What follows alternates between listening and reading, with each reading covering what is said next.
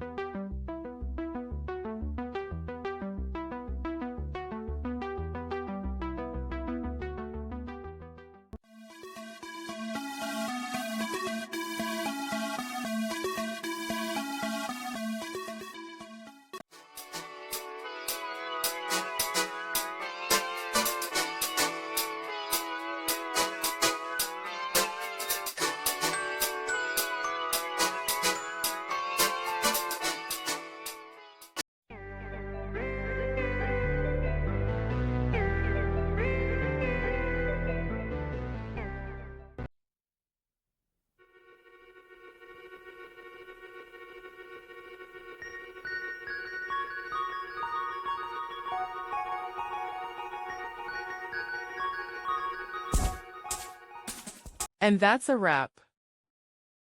I hope you found the answer you were looking for. If you did, take a second to hit that subscribe button. It really helps out.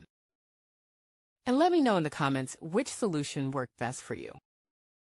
See you next time in the debug zone.